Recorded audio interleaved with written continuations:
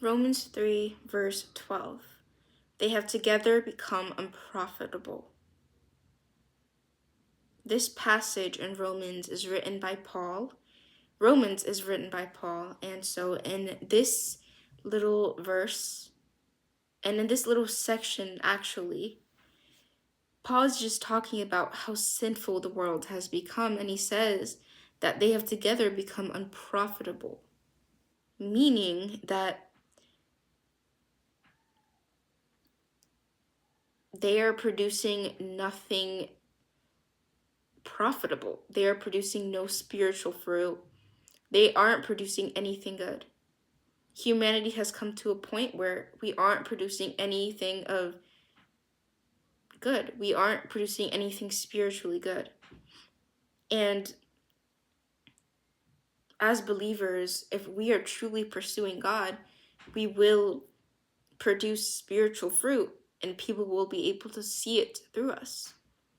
But the rotten fruit that the world has produced is also portrayed in the world. Everything that's happening in the world, everything bad. And you just see it. You see the rotten fruit resulted from our sin and rebellion. And so because we are preoccupied with the world, our lives have become unprofitable. We aren't bearing any spiritual fruit. Not all of us. Those who aren't believers, those who haven't surrendered themselves to God, and even us, everyone has been unprofitable because everyone has produced rotten fruit. Every single person. And that's because we've all sinned and we've all fallen short of the glory of God. But the world, it's full with rotten fruit because we've just come to a point where we've become unprofitable. And because of all of our harmful pursuits, all of our foolish controversies, all of our, foolish pursuits, though all of those things are considered unprofitable because they aren't meaningful. If we aren't surrendered to God, we will never be profitable. We will never live a satisfying life. It will never be a kind of life where it's spiritually profitable. And in the end, all of the physical profits you've gathered up, you're not even going to have them when you leave this earth. So, as believers, we are called to constantly spend time with God, and so that, we can produce good fruit and so that the world can see that. So our good fruit can overpower the rotten fruit in the world,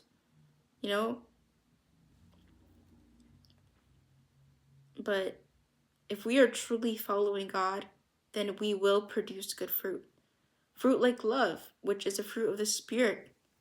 And, godly love is not the same as the love we have in this world. It goes beyond external factors and it's not dependent of external circumstances. We learn to forgive even when it's hard and to be considerate even when it's difficult. So it's like the love of God. It's not the same thing as the love we have in this world. And so spiritual fruit is so much more abundant. Of course it is, than rotten fruit. So today, just identify if you are truly producing good fruit. Be aware that you are producing good fruit so others can see that, because that can help others. And something else that I learned in Romans 4 was that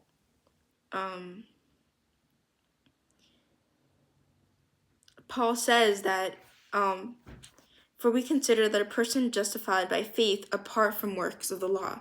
So we cannot be saved through our deeds. We cannot be saved through our works.